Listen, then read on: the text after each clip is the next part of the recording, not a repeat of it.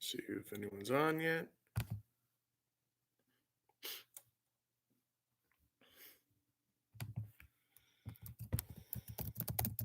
Please let me know.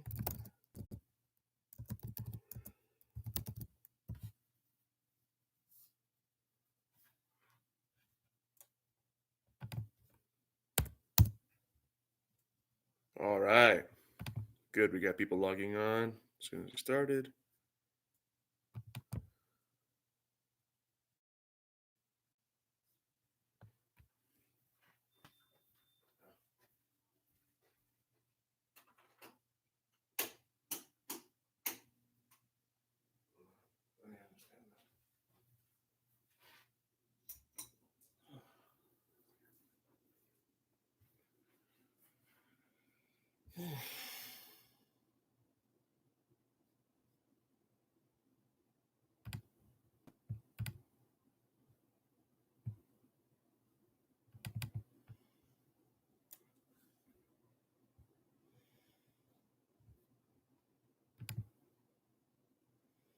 All right. Okay. So I'm still be sending us some more messages. I'll go ahead and let you guys know now. Um, I did speak with my superiors over at CSN, and one of the things that they've let me know is they would like to continue the class, but they're looking at Aztec. They're looking at attendance to see who's going to be to see if it's worth extending the class, see who's going to be in there. So I'm going to be reaching out to people today around like 9:55 again. But if you're not an Aztec and if you're not an Aztec and you're not participating in class, they're either I can see them either not continuing the class and then who knows when the next class would pick up, or I can see them saying, "Hey, we gave you a class, even went through the trouble of getting a new instructor, and you weren't on Aztec, you weren't on work keys, you weren't coming to class," and then they'll let somebody else get in there. I could see that happening. And I understand that before the class wasn't set up very well, but I believe their argument's going to be we gave you a new instructor. This is obviously an unprecedented time with the virus and having to go remotely right in the middle of a term. So, if you know other people that should be here, please reach out to them. I'm going to be reaching out to them as well because waiting for the next term and having your name on the books and not doing anything is probably not going to be good for your chances of keeping this class or taking more classes at the time and the pace with the way that you would like to. So it's always a good idea. In fact, I'm going to share, can't share everything, but I can tell you how many hours they have you registered on with Aztec. And all of our internal data shows that the people who spend a lot of time on Aztec have done better. So they have actually passed and had gains on the tape test. And all of that is important to keep a program like this going. So I sent that out for people's. Ooh. Danny, do not see Danny. So I might have to reach out to Danny. Before I do that, any questions so far? Please let me know in the live chat.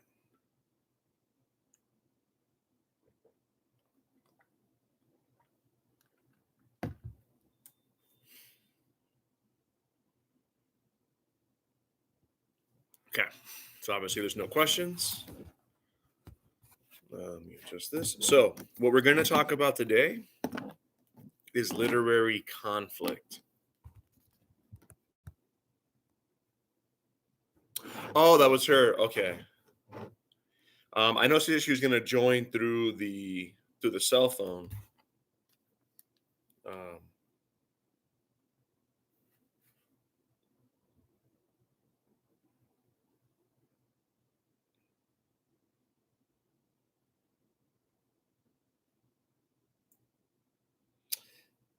let's see if I can. I'm going to message her.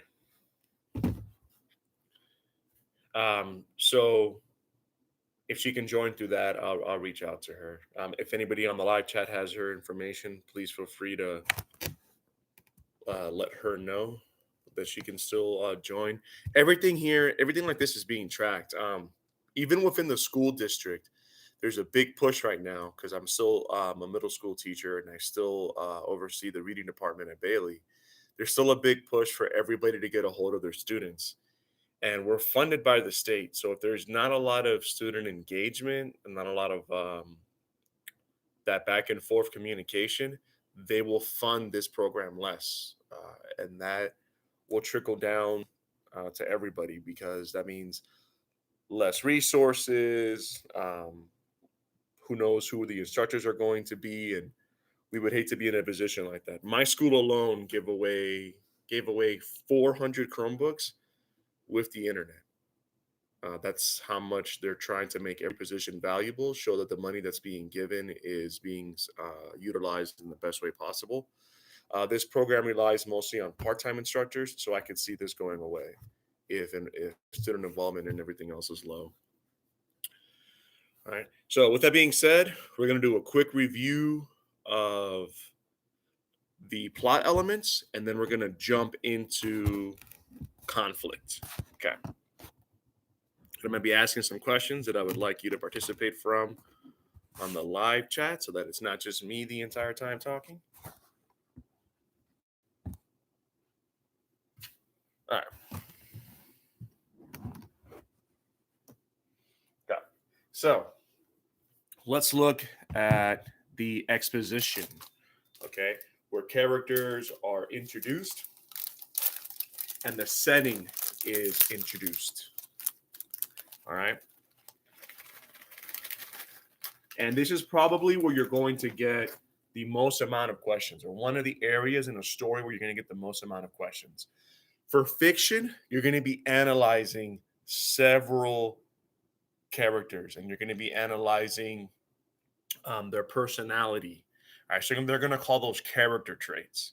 Now, at the elementary level, you're analyzing physical character traits. Are they big? Are they small? Obviously, we're not going to be doing that. We are analyzing personality traits. Okay. Just like you saw in the last link that I sent out for the preview for The Purge, you saw that the characters were very wealthy and they were intelligent, and you know that that's going to be tested, right? They're very privileged, and that's kind of part of who they are, right? Hey, these other people need to purge. We can stay safe in the house, and you know that's going to be tested, and that is where you're in the exposition.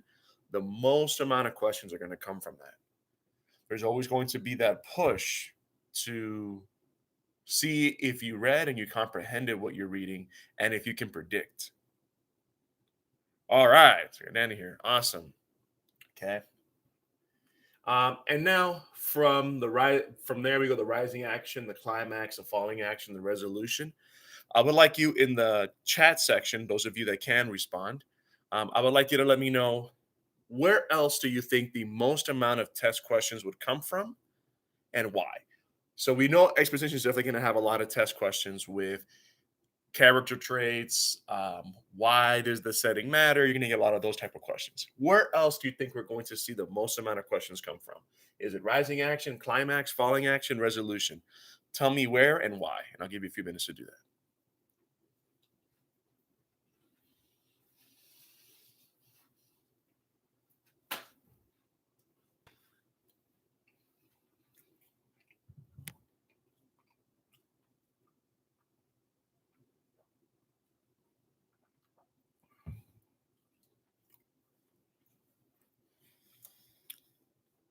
Even more people. Excellent. Ooh, someone said the climax and the resolution. And I want you to tell me why. Because the goal when we're reading is to be able to predict the questions. Ooh, okay, I'm seeing a lot of people responding with resolution. Good. Let me know why. Why the resolution? Why do you think the most test questions are going to come from that?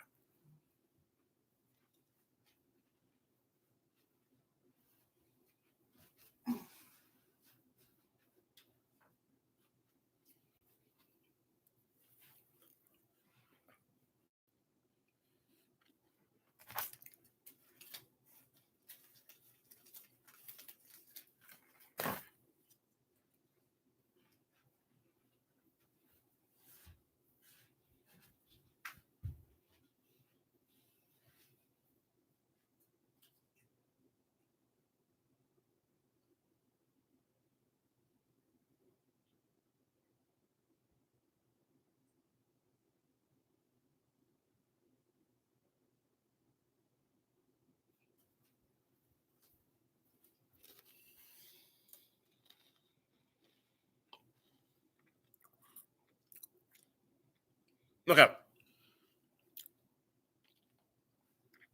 The resolution is going to have some text questions, yes. What you're going to see once you finish the story is they're going to ask you a lot about foreshadowing.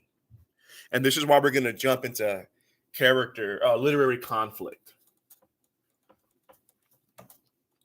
Everybody should have this as a PowerPoint. If you just joined us and you do not have the PowerPoint, send me a message in the live chat and I can make sure I send you the Google Slides, actually, not even the PowerPoint. I remember for Google Slides, you don't necessarily have to have an account. You don't need to have the program, Microsoft Office, or anything like that. That's actually purposely why I use it. Now, they're going to ask you to foreshadow, okay? So a lot of questions will come in with this foreshadowing. Oh, sorry. No.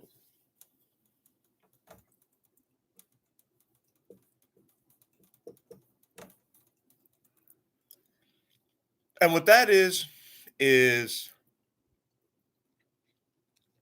okay. On the website, so I know somebody said that they don't have the PowerPoint.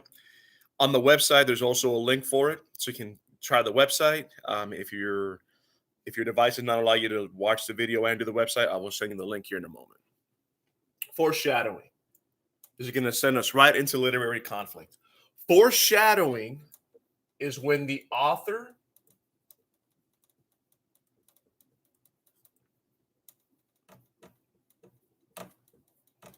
is revealing something that will happen later.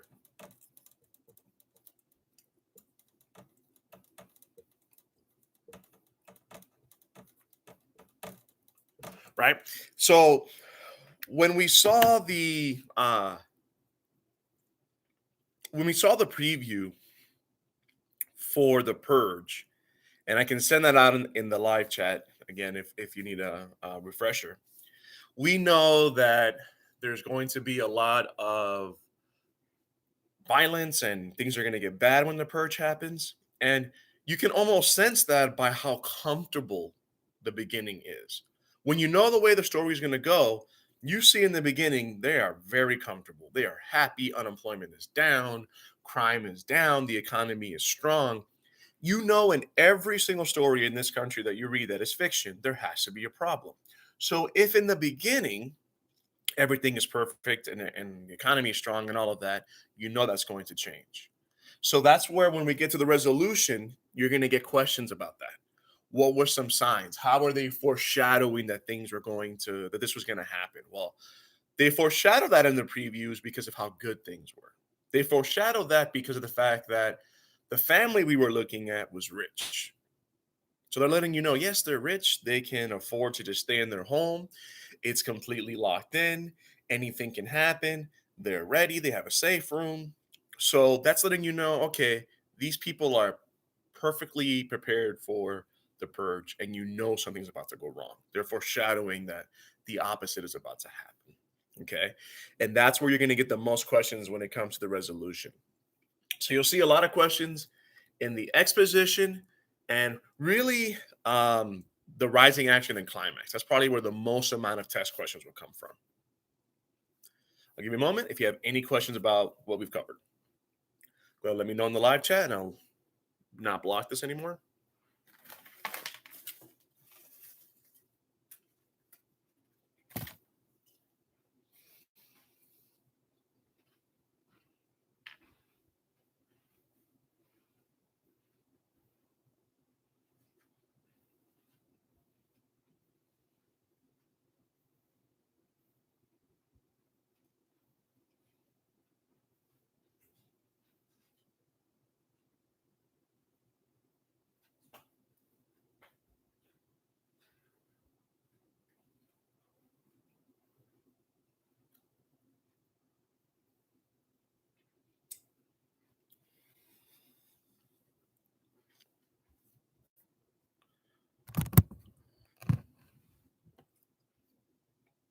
While I'm waiting, I'm just going to be sending out that link for conflict and for plot elements.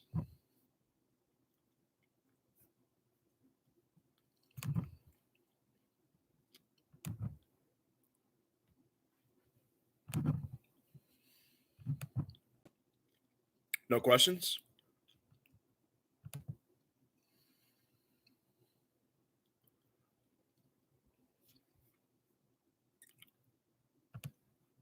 Yeah, so this is going to be the link for plot elements. And we're also going to be talking today, or actually, we're going to transition into literary conflict.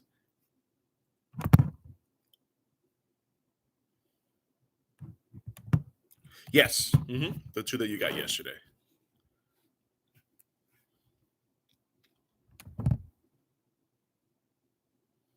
Okay. So now we're going to talk about literary conflict. This is where everything will be revealed. With literary conflict, we're going to see questions that center around theme, made idea, character traits. Probably the most amount of fiction questions will come from conflict. If you do not have that copy of the conflict and you would like me to send out a link for it, let me know in the live chat.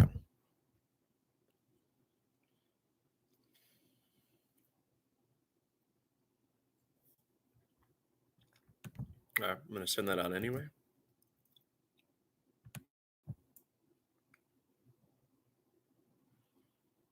Okay. So we're going to talk about literary conflict. And again, although a lot of you have said that math is easier, I'm sorry, that reading is easier, in my opinion, it's not.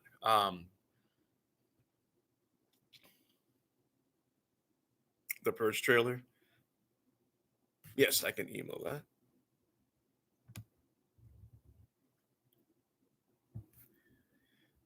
No, the Purge trailer was just to let you know what we're going to be talking about.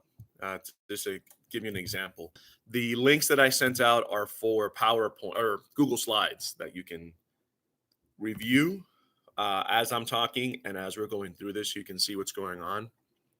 And I am going to be reaching out to students, the other students that are not here, to let them know about everything we talked about earlier, that they're looking at Aztec, they're looking at who's participating, and the people that are not are probably not going to be invited to join the next class. They didn't bring me on just to randomly finish the class.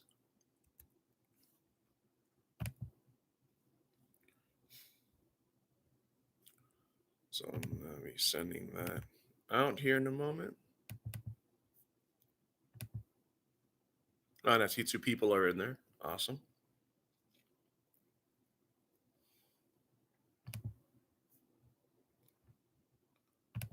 I wish I to make my things super simple. Anybody can see them. I don't try to make them hard to find. Okay. So getting back to what we were talking about with literary conflict. Okay. So as we read, we should always be taking notes. And this is something that every year it takes a while for the students to get used to. They're not used to writing on books or writing on a separate sheet of paper. And it's weird to them. And there's a lot of questions about what should I be writing? And this is going to be one of the most important things you can write. Right? I sent those documents out to your email.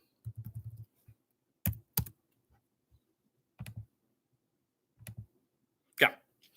So, when we're talking about literary conflict, the first thing that we will look at is what conflict actually means. So, conflict is when there's going to be 2 opposing forces, right? 2 things, 2 people that are going against each other.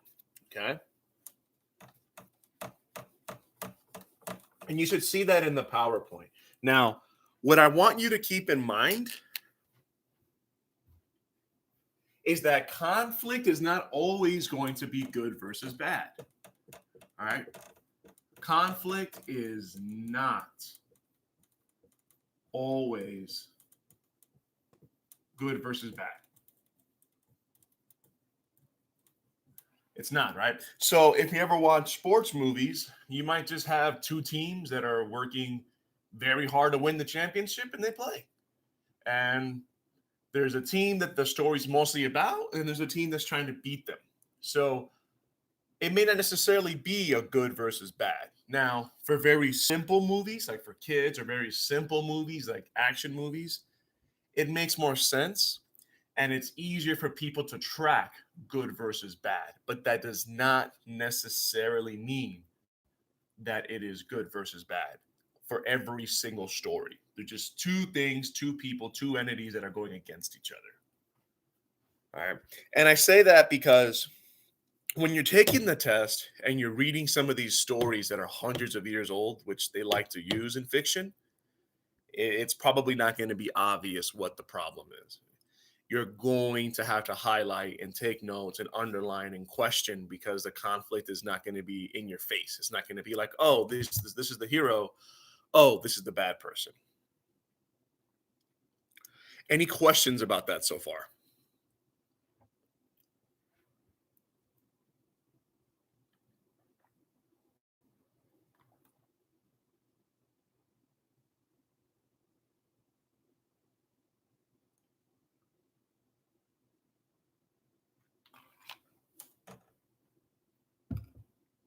Okay, moving on. So once we understand that, we have to understand the two characters that we're always going to be talking about in any fiction story. And that's going to be the protagonist, right? Make sure I'm not, I don't want to repeat the PowerPoint word for word. So, what I want you to understand about the protagonist versus the antagonist is a couple of things. First, pro is a prefix and it means for, right? Right? I'm pro gun control. I am pro civil rights. I am pro guns, right? Anytime you see pro before a word, especially if English is not your first language, pro always means for, right? So anytime you see that in a word and you're completely lost as to what the word means, know that you're for something, right? You are, you enjoy, you like whatever comes after that prefix. Ant means against, right? Antisocial, antonym, right?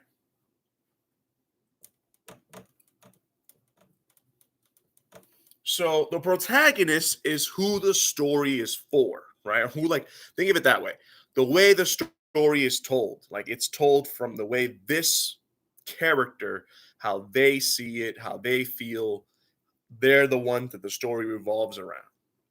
The antagonist is the person who is against them. Again, don't always think of it as good and evil because it's not, the stories you're going to be reading are not that simple.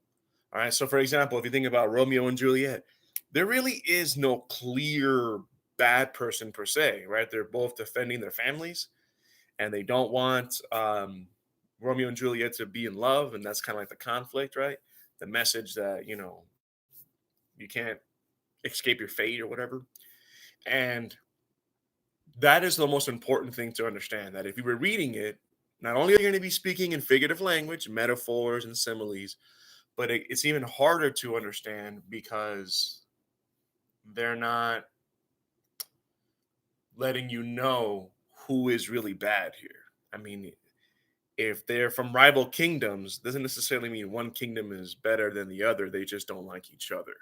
So understand that you can have an antagonist, someone who is against the main character, and they don't necessarily have to be bad. All right. It just means they're not working for the main character. They're not doing what the main character wants. Questions about that?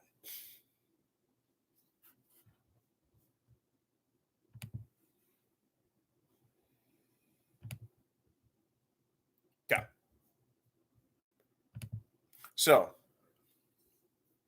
now let's look at the four types of literary conflict. Okay.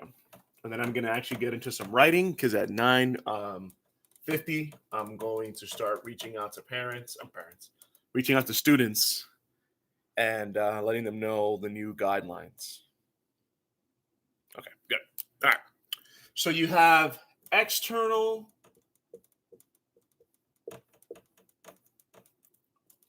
versus internal. Right. Internal is man versus self. Now, some of you may wonder, why do they say man? Because the world is sexist and a lot of this is written by men. You might see some more liberal teachers call it character versus self or character versus nature, but in the more classical sense, it's always man. It doesn't mean that it's right. That's why I love teaching. Maybe one day we can make it universal and it'll be character for everybody. But generally, when you're taking notes, I just want you to understand what the problem is so that you can predict what the question's going to be. Man versus self is where the whole problem is the character themselves.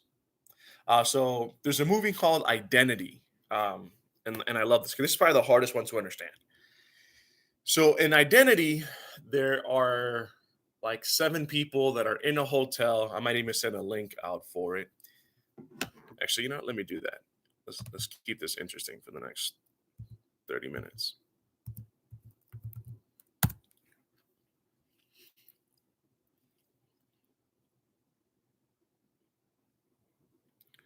I'm sorry if my internet's a little slow.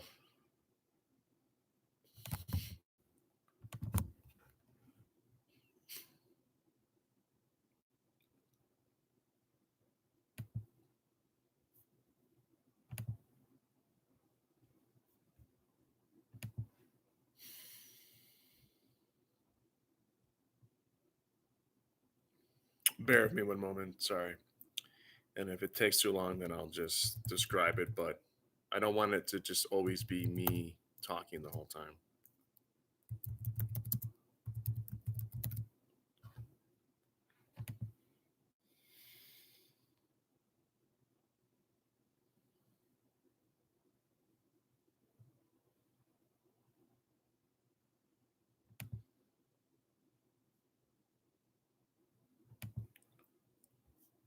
So I'm going to send this out in the live chat.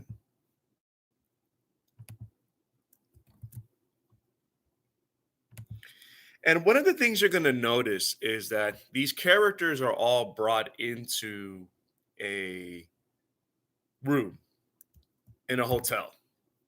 And the entire time, almost everyone's thinking that it's about a killer and who is the killer among the eight of them.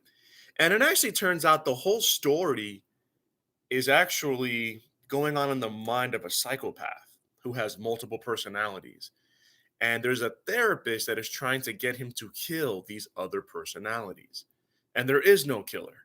And all of them have the same birthday. They're all the same person, but they're his personalities and they need to be removed because one of those personalities is dangerous.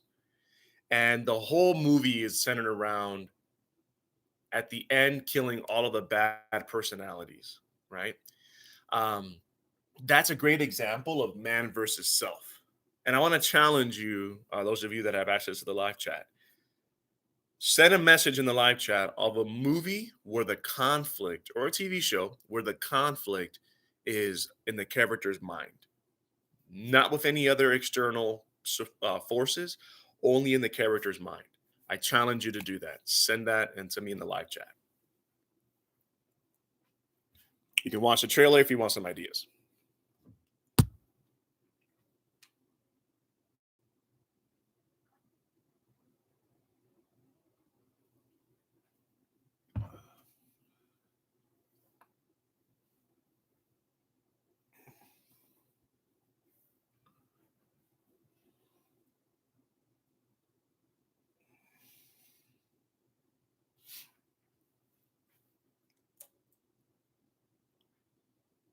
No one's responded yet? Send me an example. Man versus self. This is going to be very important for the test. I'll make sure you guys are also going on the website and filling out the attendance as well, so I can give everybody credit for logging on.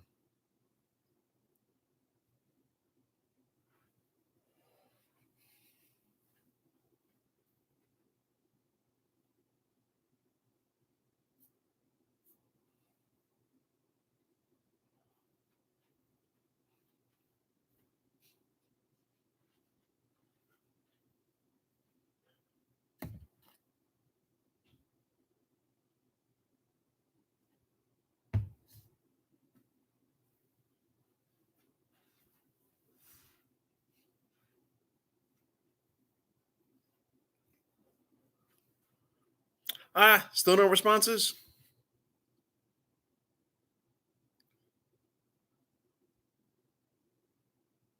Okay. Hide and seek. Thank you, Brandy. Anybody else? Remember, guys, this is going to be on the test. Tangled. Okay.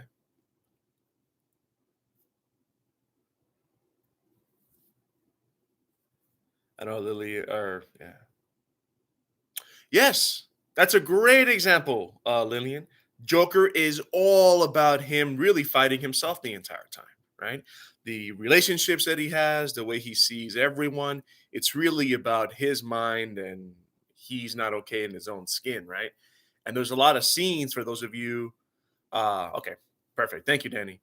There's a lot of scenes in there where you see him stretching, right? He's no shirt on, he's stretching.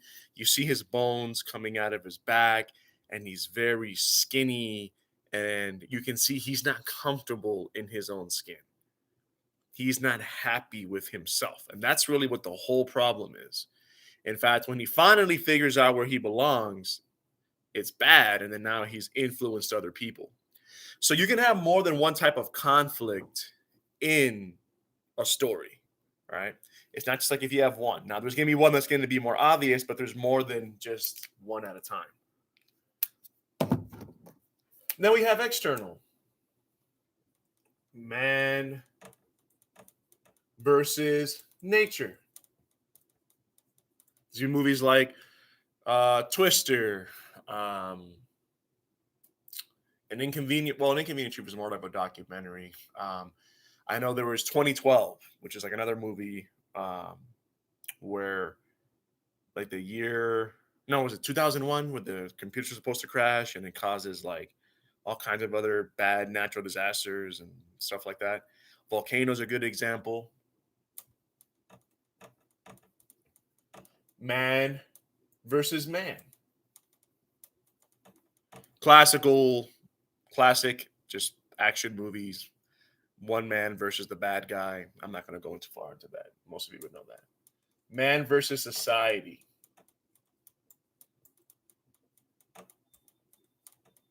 Okay. Now, society can get a little weird, right? In the sense that, not weird, it can be hard to identify because some of you might say, well, what's the difference between man versus man and man versus society? Society has to be a group. Okay. So it has to either be a large group, like, for example, the government. It could be a large group, a school, like when they have some people like in the Breakfast Club or other movies where like the school is against this person, the school is against this group. Well, that's really society because they're a group. Man versus man literally needs to be one character versus the other, right? So if you're thinking about like Batman versus Superman, Batman versus Joker, um, that's that kind of conflict. Okay, it's important to understand these so that you know what question's going to come up when you see a story that's going to be about man versus man. You know that you're going to have to compare both characters. So if you know as you're reading a fiction story and there's two characters and they are in conflict with each other, I would automatically start writing down notes about who the characters are and their character traits. Why are they against each other? Because you know that's going to come up as a question if it's man versus man. Man versus nature, it almost ends up becoming think about the nature becoming almost like a person in and of itself. It's going to be very figurative, right? So if you look at like Moby Dick, don't read that book. It'll take you 1,000 years, but it's not really about the whale, right? It's really about, it's almost like man versus self, almost, where the whale takes on a whole deeper meaning, right? Or a thousand leagues under the sea, or even the zombie movies, right? Where the zombies come up from nature. The zombies are not just mindless killing machines. And the zombies don't just eat people, the zombies eat humanity, right? They literally take everything that we build to just not survive, but to really live, and they eat it and they destroy it. They destroy the government, they destroy sources, they destroy families.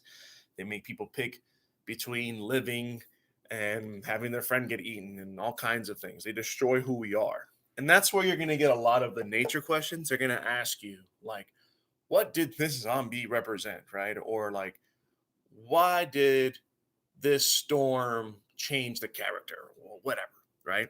So this is going to be when you see that the conflict here is with nature, you know that the nature is going to represent problems that the character already had, right? And some stories that you're going to read, it may seem difficult to put it into one of these categories, but I can promise you that they all do fall into one of these categories. They can fall into multiples, but they all go into one of these.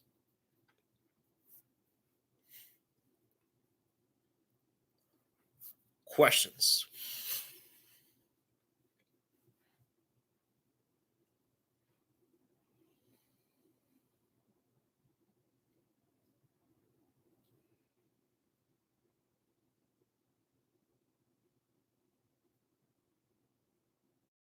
Okay.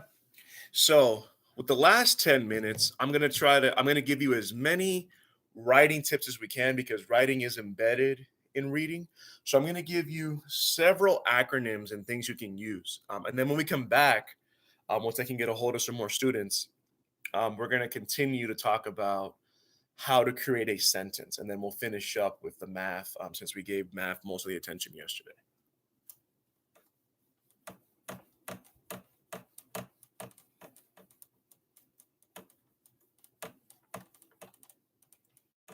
Okay. So I know that some of you English may not be your first language. I speak more than one language as well. So everything I'm giving you is to help you understand the rules when we're writing in English, and I make them simple so you can recall them quickly. First thing, when we talk about what to capitalize, all right? We talk about what to capitalize. Easy way to remember it. Mints.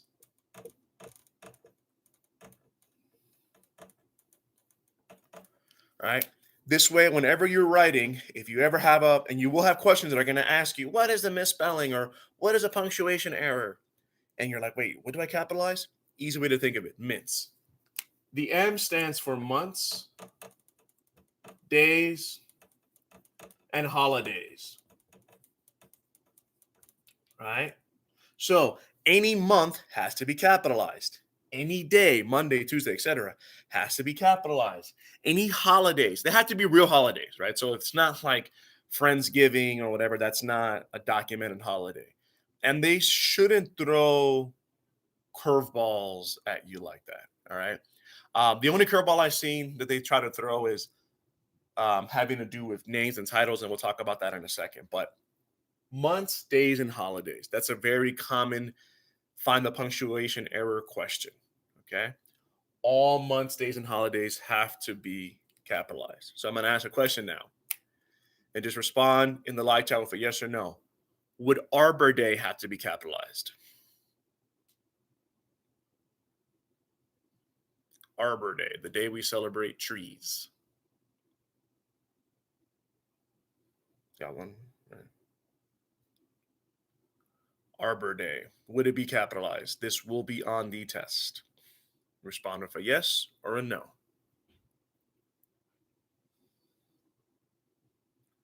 Arbor Day is a national holiday. No one really does anything for it, but it is a real holiday. Arbor Day.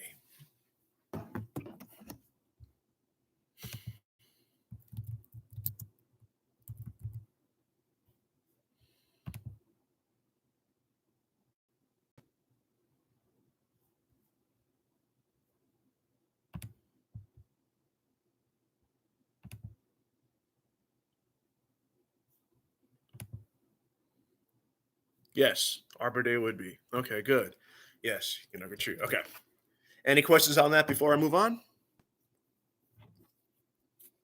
Okay. I, very simply, the letter I. It's a pronoun. It must be capitalized. Anytime you're talking about yourself. Go, actually, and here's the thing. I'm glad somebody said a unique name. He names. Now, names and titles is where this gets a little confusing, so I'm going to help you. The name of a character.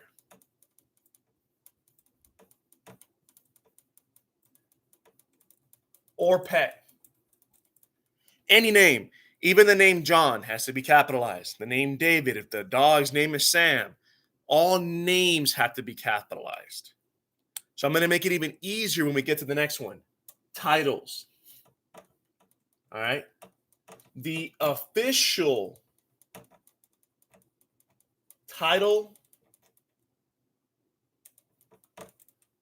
Oh, sorry.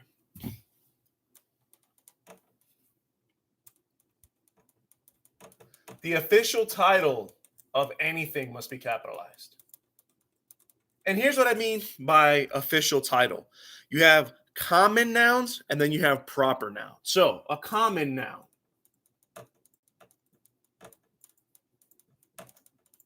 Such as dinosaur. I don't actually need to capitalize that because we're just talking about dinosaurs in general. Now, a proper noun is going to be, if I were to say, T-Rex. That's the actual title of the dinosaur. So common nouns are when we're just talking about anything in particular, like a computer. Well, that doesn't need to be capitalized.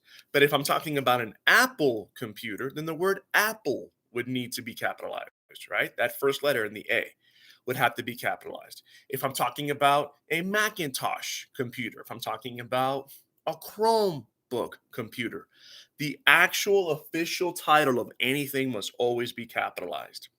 If you're asking yourself, is this a common noun? Like, would I refer to anything or is this a proper noun? Go back to that. Say, okay, am I just talking about dogs? Well, then that dogs doesn't have to be capitalized.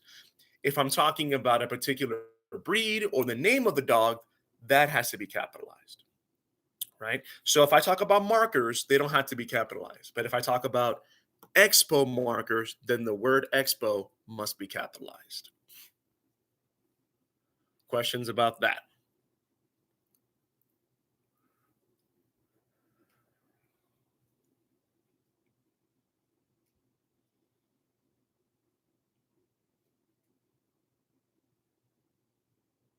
Okay. And then we have S, the start of a sentence. That should be pretty obvious. So as soon as you start the test, you know you're going to get questions.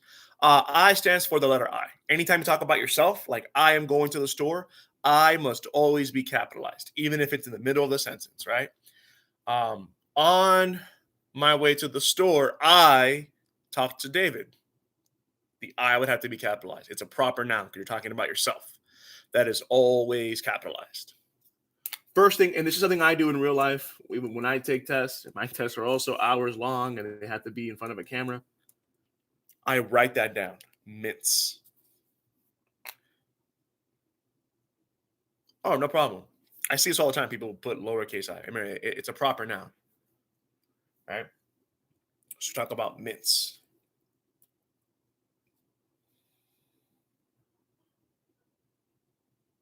Okay. And I should be able to give you a few more before this time runs out.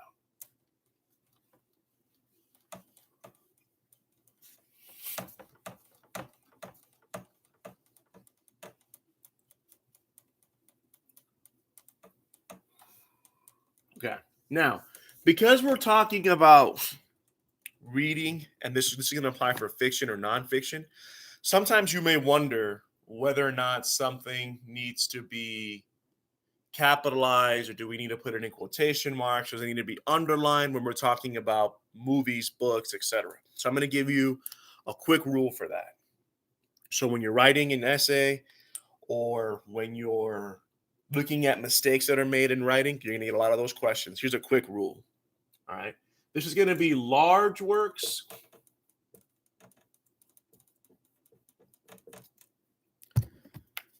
versus small works.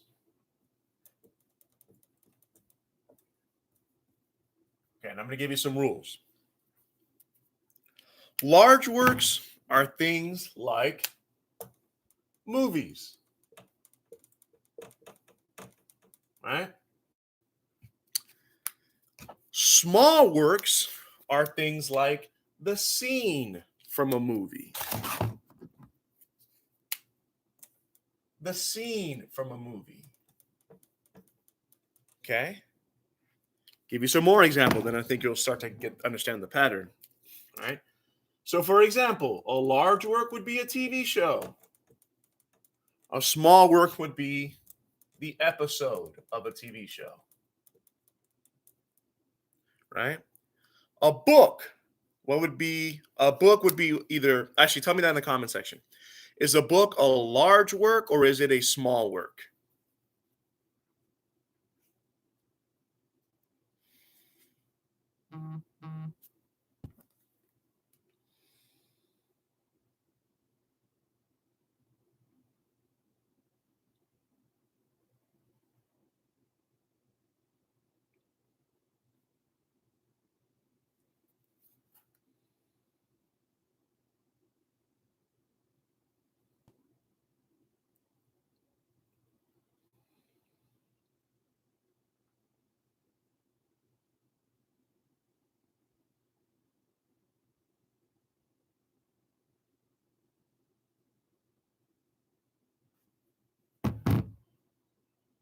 Good.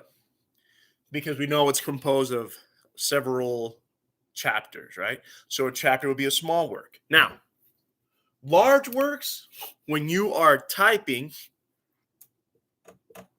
large works must be italicized, meaning it has to be slanted, right? So anytime you're talking about the name of a movie and you're typing, it has to be slanted. If we're writing it by hand, it must be underlined.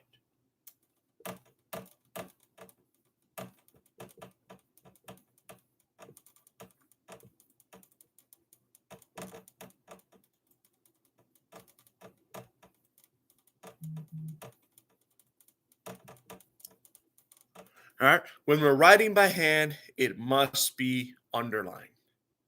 Okay. Questions about that so far?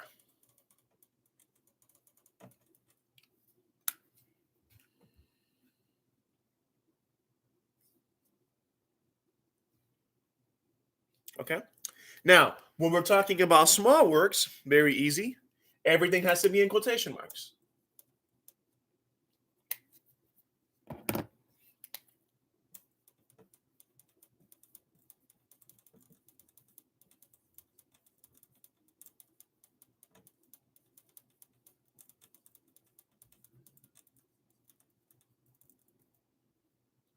Everything must be in quotation marks. So, in the movie A Few Good Men, there is a scene where Jack Nicholson's character says, "You can't handle the truth." If you had a test question that asked you to reference that, would you underline it, italicize it, or put it in quotation marks? Tell me in the live chat. The "You can't handle the truth" scene from A Few Good Men. Would that be underlined if you were talking about it, italicized, or would it be in quotation marks? And why?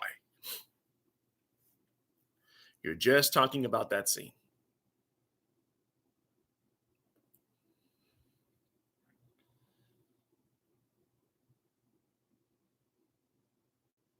And why? Why would it be in quotation marks?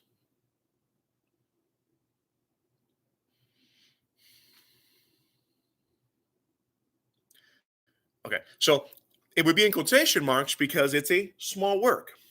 So it's not just because of what they said, it's because that scene in the movie is a part of a larger work, right? So all small works have to be in quotation marks. So if we're talking about an episode from a TV show, when we're just talking about that episode, it has to be in quotation marks.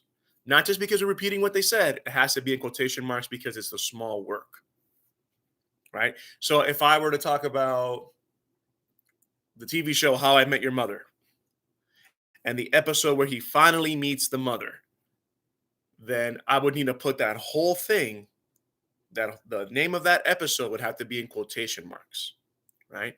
So the I finally met your mother episode would have to be in quotation marks because I'm talking about that scene. I'm sorry, I'm talking about that episode from the TV show. That episode would have to be in quotation marks. Questions on that?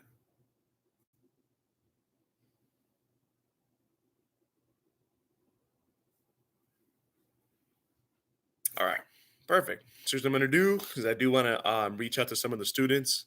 I am going to put a link in the live chat for two-step equations in math. I'm sorry, two variable equations.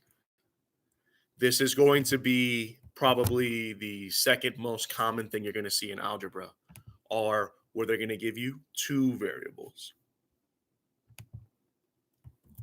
I don't see it taking me maybe at most more than longer than an hour to reach out to everybody and talk to Claudia, let them know who is participating and who's not participating. But if for some reason it takes longer, then I will send a message out to everybody letting them know, hey, um, we're going to be returning back at this time. But one way or the other, we will do another live stream where we're going to talk about two variable equations.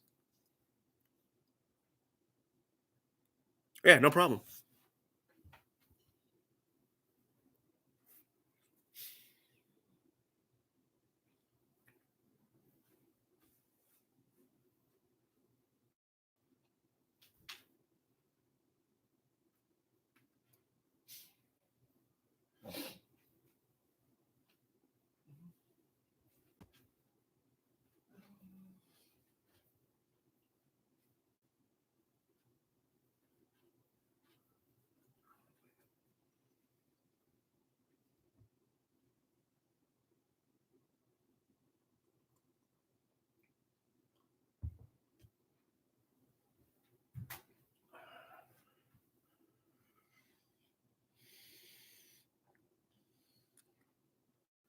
All right. So I will see everyone a little bit later. Please work on those two variable equations when we come back. I'm going to show you one more thing in writing, and then we'll move on to math. All right. If in between now and then, if you have any questions, feel free to shoot me a text, shoot me an email. Um, all the multiple ways you can get a hold of me. There's a chat box within the website. Use all the resources that you have available to you to do that. So if there are no further questions, I'm going to start making some of these phone calls. All right. Thank you.